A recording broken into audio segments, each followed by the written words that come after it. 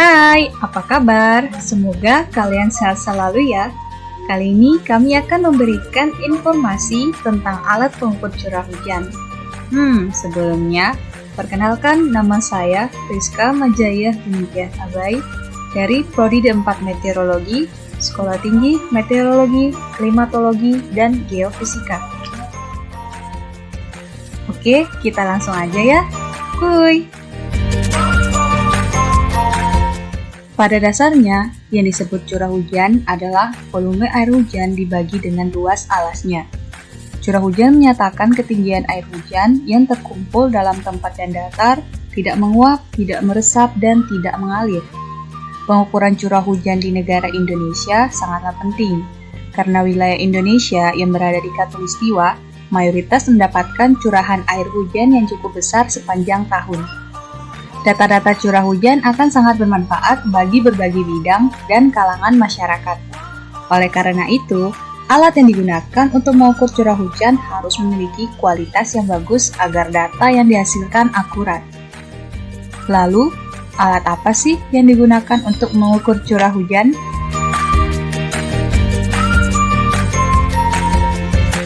Alat pengukur curah hujan secara garis besar dibagi menjadi 3 tipe, yaitu Non-Recording Precipitation Gauges, Recording Precipitation Gauges, dan Electronic Precipitation Gauges. Bagi yang baru tahu, mungkin terdengar asing ya, hehe. Tapi tenang, ada rekan saya, Suikno, yang siap untuk menjelaskan lebih lanjut. Stay tune! Oke teman-teman, saya Suikno Prasetyo dari Prodi D4 Meteorologi STMKG akan melanjutkan penjelasan dari Rizka.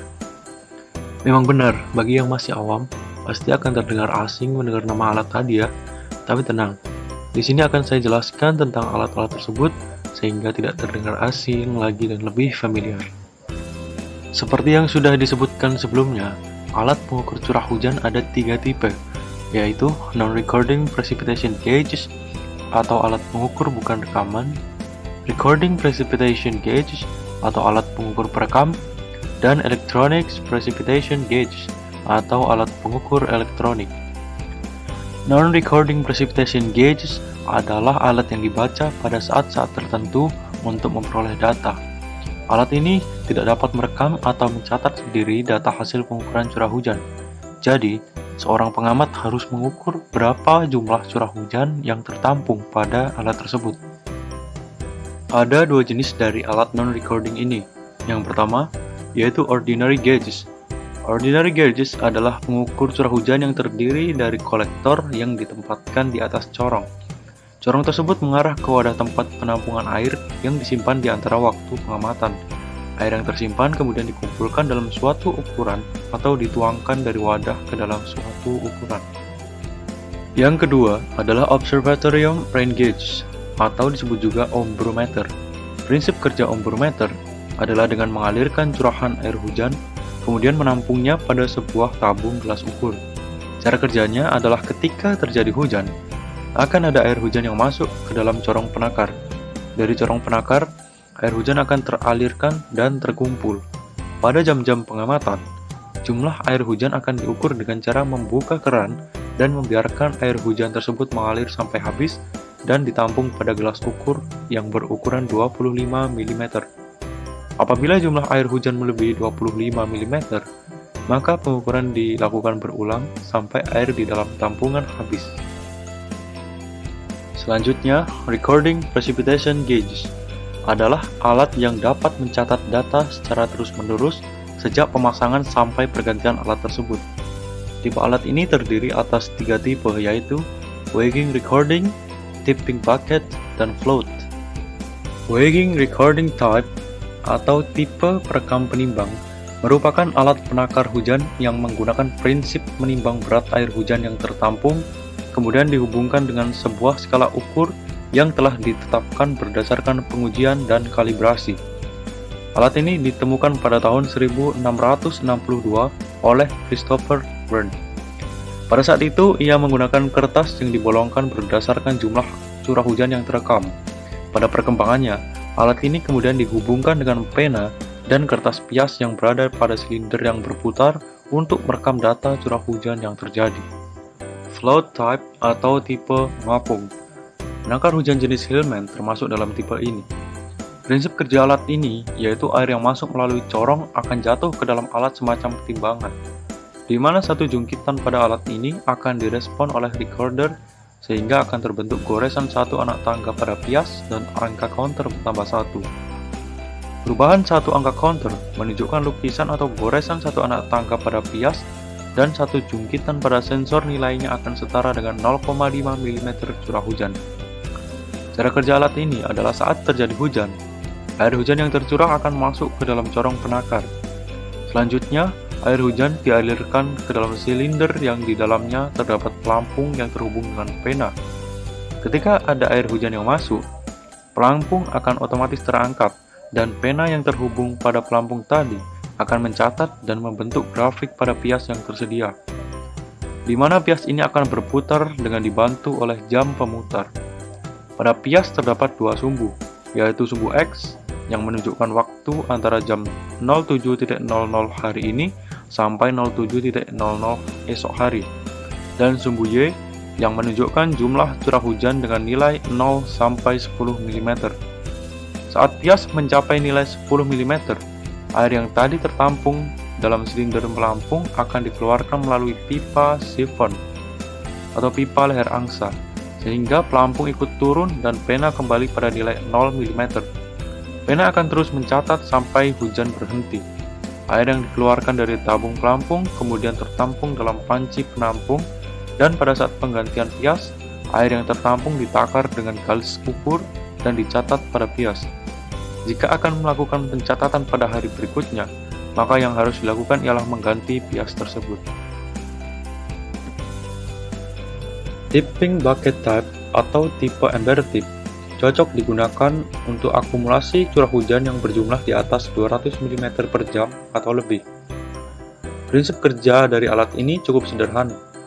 Wadah yang terbuat dari tembaga ringan atau ember terbagi dalam dua bagian yang berupa corong besar dan corong kecil yang disimbangkan dalam keadaan tidak stabil secara horizontal. Ketika hujan turun dalam jumlah yang cukup banyak atau lebih dari 200 mm, menyebabkan penopang tidak stabil karena bertambah berat sehingga air akan tumpah ke dalam. Pada waktu ember terguling, penahan ember ikut bergerak naik turun. Penahan ember mempunyai dua buah tangkai yang berhubungan dengan roda bergigi. Gerakan naik turun penahan ember menyebabkan kedua tangkainya bergerak pula, dan dengan bentuknya yang khusus dapat memutar roda bergigi berlawanan dengan arah perputaran jarum jam. Perputaran roda gigi diteruskan ke roda berbentuk jantung. Roda yang berbentuk jantung mempunyai sebuah per yang menghubungkan kedua pengatur kedudukan pena yang letak ujungnya selalu bersinggungan dengan tepi roda. Perputaran roda berbentuk jantung akan menyebabkan kedudukan pena bergerak sepanjang tepi roda. Perubahan kedudukan ini diteruskan ke pena yang bergerak pada pias, sehingga dapat menghasilkan pencatatan. Dengan demikian, jumlah curah hujan yang jatuh dapat dinyatakan dengan jumlah gulingan ember atau jumlah yang tercatat pada pias. Tipe curah hujan yang terakhir adalah Electronic Precipitation Gauges. Alat ini merupakan penakar hujan elektronik yang terdiri dari capacitance probes, pressure transducers, dan optical or small radar devices. Dalam melakukan pengukuran curah hujan, ada dua tipe alat yang digunakan oleh BMKG, yaitu tipe Observatorium Rain Gauge atau ombrometer dan tipe float jenis Hillman. Alat-alat ini dapat dijumpai di dalam taman alat di stasiun pengamatan di seluruh Indonesia. Oke teman-teman, nampaknya penjelasan saya sudah selesai. Semoga bisa dipahami ya. Selanjutnya ada rekan saya, Yusuf, yang akan menjelaskan mengenai instalasi, perawatan, dan kalibrasi alat.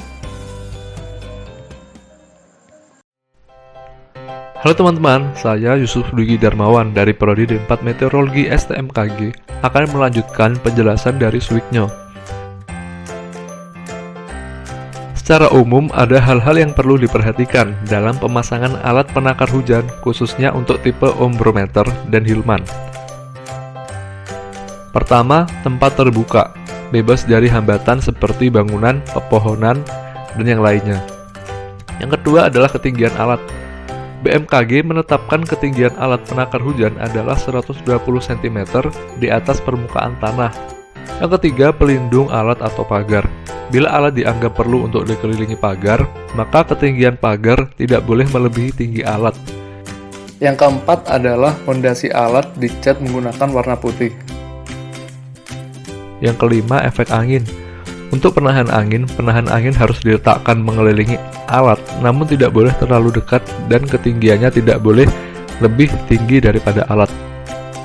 Yang keenam adalah penakar hujan tidak boleh dipasang di tanah yang miring, di atas dinding, dan di atap, dan juga tidak boleh dipasang di puncak bukit, di mana tanah di sekitarnya turun dengan curam.